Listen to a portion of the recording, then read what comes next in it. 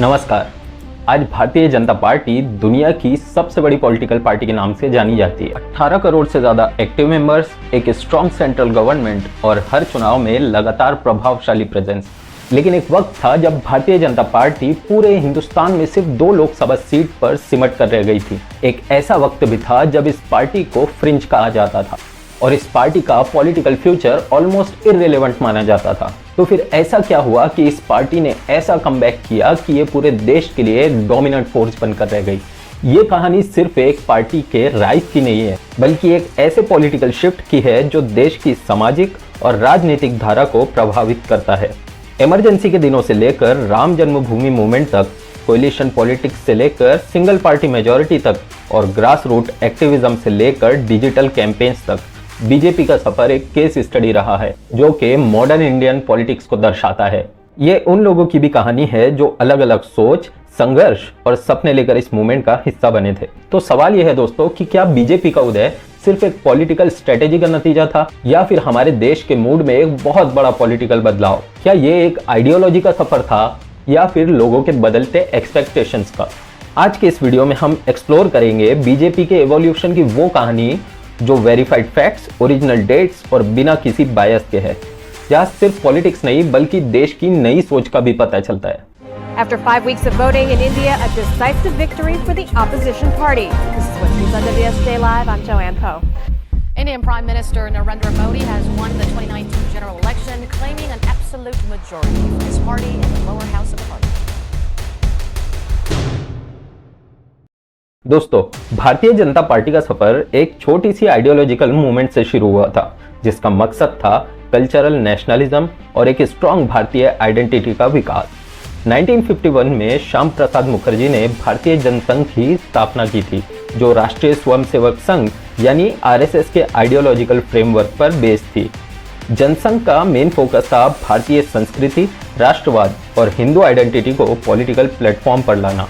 लेकिन 1977 में इमरजेंसी के बाद देश में एक नई पॉलिटिकल हलचल शुरू हो गई। इमरजेंसी 1975 से लेकर 1977 के दौरान जब सिविल लिबर्टीज को सस्पेंड किया गया, अपोजिशन लीडर को जेल भेजा गया और प्रेस पर रिस्ट्रिक्शंस लगाई गई, तब पूरी अपोजिशन यूनाइट हो गई।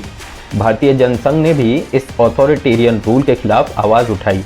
इमरजेंसी के दौरान नरेंद्र मोदी ने भी अंडरग्राउंड होकर काम किया और कहा जाता है कि उस दौरान वो पंजाब में एक सिख का रूप धारण करके वहां पर रह रहे थे ताकि उनकी पहचान छुपी रहे, क्योंकि कांग्रेस सरकार ने अपोजिशन एक्टिविस्ट और आरएसएस कार्यकर्ताओं को जेल में डालना शुरू कर दिया था। इमरजेंसी के बाद जब इलेक्शन अनाउंस हुए तब अलग अलग अपोजिशन पार्टीज ने एक साथ मिलकर जनता पार्टी बनाई। इस पार्टी में भारतीय जनसंघ के अलावा कांग्रेस को, भारतीय लोक दल, सोशलिस्ट ग्रुप्स और कुछ रीजनल पार्टीज भी शामिल हुई। उस वक्त इंडियन नेशनल कांग्रेस 2 टुकड़ों में बट गई थी और उन्हें नाम दिया गया था मॉडरेट्स और रेडिकल्स। मॉडरेट्स जो है वो ब्रिटिश गवर्नमेंट के खिलाफ पीसफुली आंदोलन करना चाहते थे, जबकि रेडिकल्स जो है वो वायलेंटली आंदोलन कर रहे थे। लेकिन दोनों पार्टियों का एम सेम ही था, ब्रिटिश एम्पायर को इंडिया से बाहर निकालना। कांग्रेस ओ के लीडर थे मोरारजी देसाई, जो इंडिया के 4th प्राइम मिनिस्टर बने थे। 1977 के जनरल इलेक्शंस में जनता पार्टी ने कांग्रेस को हरा दिया और मोरारजी देसाई के नेतृत्व में सरकार बनाई गई। लेकिन आइडियोलॉजी के मामले में काफी कॉन्फ्लिक्ट्स रहे।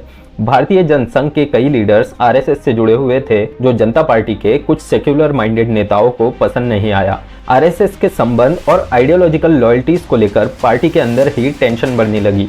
ये आइडियोलॉजिकल डिफरेंसेस और इंटरनल पॉलिटिक्स के कारण जनता पार्टी में दरार पड़ गई। 1980 में जनता पार्टी टूट गई और भारतीय जनसंघ के फॉर्मर मेंबर ने नई पार्टी बनाई और उसका नाम रखा भारतीय जनता पार्टी। भारतीय जनता पार्टी का जन्म 6 अप्रैल 1980 को हुआ था। इस पार्टी के पहले अध्यक्ष बने अटल बिहारी वाजपेयी, जिन्होंने बीजेपी को एक इंक्लूसिव और नेशनलिस्ट इमेज देने का प्रयास किया। बीजेपी ने जनसंघ की आइडियोलॉजी को आगे बढ़ाया, लेकिन अपने आप को एक मॉडर्न और प्रोग्रेसिव नेशनलिस्ट पार्टी के रूप में पोजीशन किया। अटल बिहारी वाजपेयी और एल.के. आडवाणी जैसे नेताओं ने बीजेपी को पॉलिटिकल मेन स्ट्रीम में स्टैब्लिश किया। बीजेपी ने गांधीयन सोशलिज्म और इंटीग्रल ह्यूमनिज्म जैसे कॉन्सेप्ट को अपनी आइडियोलॉजी का हिस्सा बनाया, जो कि दीनदयाल उपाध्याय के प्रिंसिपल से प्रभावित थे। जनसंघ से जनता पार्टी का अलग होने का रीजन था आइडियोलॉजिकल मिसमैच। जनता पार्टी के कई लोग आरएसएस के पॉलिटिकल इन्वॉल्वमेंट को लेकर असहमत थे। भारतीय जनसंघ के नेताओं का आरएसएस से संबंध तोड़ने का प्रेशर बनाया गया, जो उनके लिए मंजूर नहीं था। यही मुख्य वजह बनी जनता पार्टी के वितरण की। जनसंघ के नेता जैसे अटल बिहारी वाजपेयी और एल.के. आडवाणी ने नई पार्टी बीजेपी का गठन किया, जिसका मूल मंत्र था नेशन फर्स्ट और हिंदू कल्चरल आइडेंटिटी का सम्मान। 1990 के दशक में बीजेपी ने एक नया मोमेंटम पकड़ा, जो था राम जन्मभूमि आंदोलन। अयोध्या में राम मंदिर बनाने की डिमांड एक मासिव पॉलिटिकल मूवमेंट बन गई, जिसमें एल.के. आडवाणी की रथ यात्रा ने पार्टी को नेशनल स्पॉटलाइट में लाकर खड़ा कर दिया। इस मूवमेंट के चलते बीजेपी का मास सपोर्ट बेस बन गया, स्पेशली नॉर्थ इंडिया में। 1992 में बाबरी मस्जिद का डिमोलिशन किया गया, जिसने पॉलिटिकल लैंडस्केप को हिलाकर रख दिया। बीजेपी को क्रिटिसिज्म भी झेलना पड़ा, लेकिन उनका मास अपील बढ़ता गया। राजीव गांधी ने भी राम मंदिर के इशू पर सिंबॉलिक सपोर्ट दिया था। 1989 में उन्होंने अयोध्या में राम मंदिर के शिलान्यास की अनुमति दी थी और रामायण का दूरदर्शन पर प्रसार करवाया। ये हिंदू वोट बैंक को अट्रैक्ट करने का एक प्रयास था, लेकिन लोगों ने देखा कि बीजेपी इस मूवमेंट में ज़्यादा कमिटेड और प्रोएक्टिव रही थी। इस वजह से राम मंदिर मुद्दा कांग्रेस से ज़्यादा बीजेपी के साथ जोड़ा गया। 1998 में अटल बिहारी वाजपेयी के लीडरशिप में बीजेपी ने पहली बार फुल टर्म सरकार बनाई। वाजपेयी जी का मॉडरेट और इंक्लूसिव अप्रोच ने बीजेपी को एक बैलेंस्ड इमेज दी। उन्होंने पोखरण न्यूक्लियर टेस्ट करवाया, गोल्डन क्वाड्रिलेटरल हाईवे प्रोजेक्ट शुरू करवाया और इंडिया को ग्लोबल स्टेज पर एक स्ट्रॉन्ग वॉइस बना दिया। उनका टेन्योर इकोनॉमिक रिफॉर्म्स और पीस इनिशिएटिव्स के लिए याद किया जाता है, जैसे लाहौर बस यात्रा और कारगिल वॉर के दौरान उनका लीडरशिप। उनका एक प्रसिद्ध स्टेटमेंट था, सरकारें आएगी जाएगी, लेकिन ये देश और इसका लोकतंत्र हमेशा रहना चाहिए। सत्ता का खेल तो चलेगा, सरकारें आएंगी जाएंगी, पार्टियां बनेगी बिगड़ेंगी, मगर ये देश रहना चाहिए, इस देश का लोकतंत्र अमर रहना चाहिए। 2004 के इलेक्शन में कांग्रेस वापस पावर में आती है और बीजेपी को अपोजिशन में बैठना पड़ता है। 10 साल तक यूपीए के टेन्योर में बीजेपी ने अपने नैरेटिव को शार्पर बनाया। राहुल गांधी का लीडरशिप कांग्रेस में था, लेकिन उनकी परफॉर्मेंस और पब्लिक इमेज वीक पड़ रही थी। 2014 में बीजेपी ने नरेंद्र मोदी को पीएम कैंडिडेट बनाया, जिन्होंने गुजरात के सीएम के रूप में अपना एक स्ट्रॉन्ग डेवलपमेंटल रिकॉर्ड स्टैब्लिश कर चुके थे।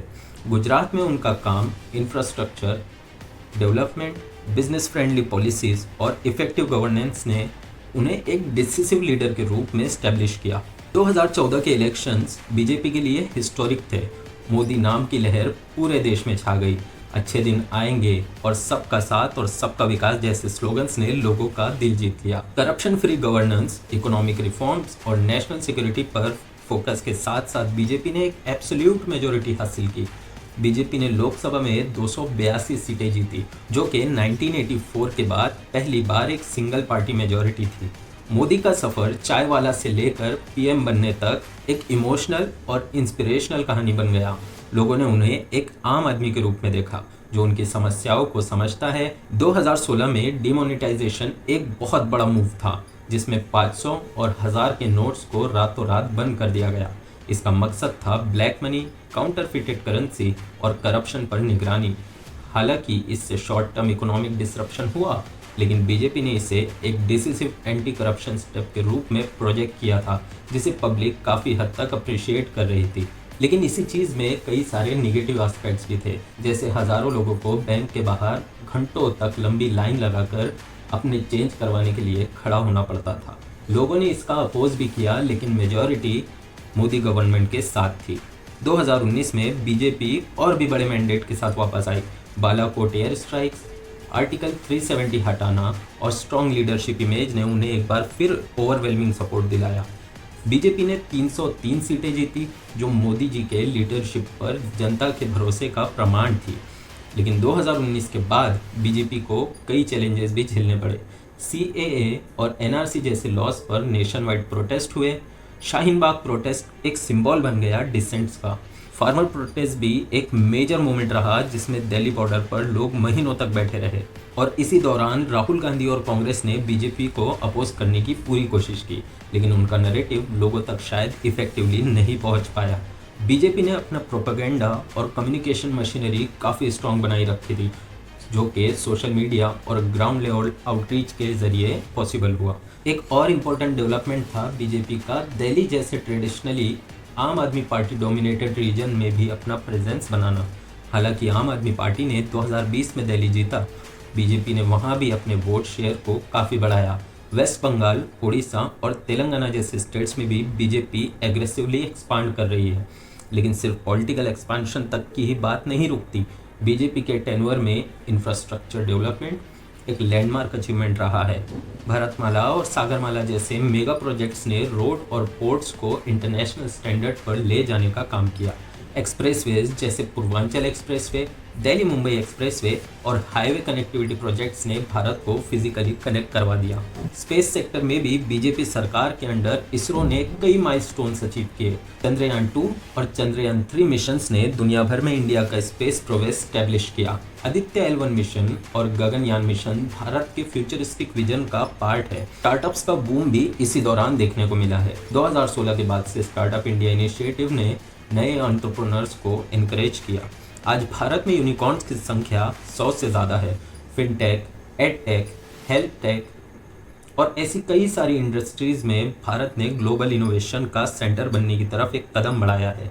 डिजिटल इंडिया और UPI जैसे प्लेटफॉर्म्स ने फाइनेंशियल इंक्लूजन को बूस्ट किया और भारत को एक डिजिटल इकोनॉमी के रूप में बदल कर रख दिया। फॉरेन पॉलिसी में भी बीजेपी ने एक स्ट्रॉन्ग पोजिशनिंग दिखाई है। भारत ने अमेरिका, जापान, ऑस्ट्रेलिया के साथ क्वाड अलायंस को स्ट्रेंथन किया, रशिया के साथ स्ट्रैटेजिक टाइज मेंटेन किए और मिडिल ईस्ट के नेशंस के साथ डिप्लोमेटिक और ट्रेड रिलेशंस को एक्सपांड किया। PM मोदी ने ग्लोबल समिट में एक्टिवली हिस्सा लिया और भारत को एक स्ट्रॉन्ग इमर्जिंग पावर के रूप में प्रेजेंट किया। दोस्तों, भारतीय जनता पार्टी का सफर एक मूवमेंट से शुरू हुआ था, जो आज एक डोमिनेंट पॉलिटिकल फोर्स बन चुका है। लेकिन इस जर्नी में अचीवमेंट्स के साथ साथ चैलेंजेस भी रहे हैं। Infrastructure development, space research, foreign diplomacy और डिजिटल इकोनॉमी में बीजेपी ने कई सारे रिकॉर्ड्स बनाए। रोडवेज, रेलवेज, एयरपोर्ट्स और मेट्रो एक्सपेंशन जैसा रैपिड ट्रांसफॉर्मेशन पहली बार भारत में इस स्केल पर पहुंचा है। इसरो के चंद्रयान 3 और आदित्य L1 जैसे मिशन ने भारत को ग्लोबल स्पेस लीडर की कैटेगरी में लाकर खड़ा कर दिया है। स्टार्टअप्स के इकोसिस्टम ने नए एंटरप्रेन्योर्स को जन्म दिया और UPI ने दुनिया के सामने भारत के डिजिटल स्ट्रेंथ को प्रूव कर दिया है। भारत की ग्लोबल इमेज भी पहले से काफ़ी स्ट्रॉन्ग हुई है, लेकिन इन सब के बीच कुछ क्रिटिसिज्म भी बने रहे, जैसे कि NRC और CAA पर हुए प्रोटेस्ट, राइजिंग अनएम्प्लॉयमेंट और कुछ लोगों के द्वारा मीडिया फ्रीडम और फेडरलिज्म के इशू उठाए गए। ये कहानी सिर्फ बीजेपी की नहीं, बल्कि एक नई पॉलिटिकल सोच की भी है। जो लोग पुरानी पारंपरिक पॉलिटिक्स से थक चुके थे, उन्होंने बीजेपी के नैरेटिव को अपनाया। हालांकि हर पार्टी की तरह बीजेपी के भी सपोर्टर्स और क्रिटिक्स दोनों हैं। सवाल ये है कि क्या बीजेपी ने भारत को एक स्ट्रॉन्ग, डेवलप्ड और यूनाइटेड नेशन बनाने में अपना पूरा योगदान दिया है, या फिर कहीं ना कहीं डेमोक्रेटिक बैलेंस को कॉम्प्रोमाइज़ किया गया है। ये फैसला आप जनता को करना है। तो दोस्तों, आपका क्या ओपिनियन है? क्या बीजेपी का उदय एक पॉलिटिकल रिवॉल्यूशन था या एक नैरेटिव शिफ्ट? आपके थॉट्स हम ज़रूर सुनना चाहेंगे। कमेंट सेक्शन में अपना ओपिनियन लिखना ना भूलें। अगर आपको वीडियो पसंद आई हो तो please like, share and subscribe करना ना भूलें। ऐसे ही डीप पॉलिटिकल एनालिसिस और हिस्ट्री बेस्ड कंटेंट के लिए जुड़े रहे हमारे साथ। मैं हूं सैयद परवेज़ और मिलते हैं अगले वीडियो में एक नए टॉपिक के साथ। तब तक के लिए जय हिंद।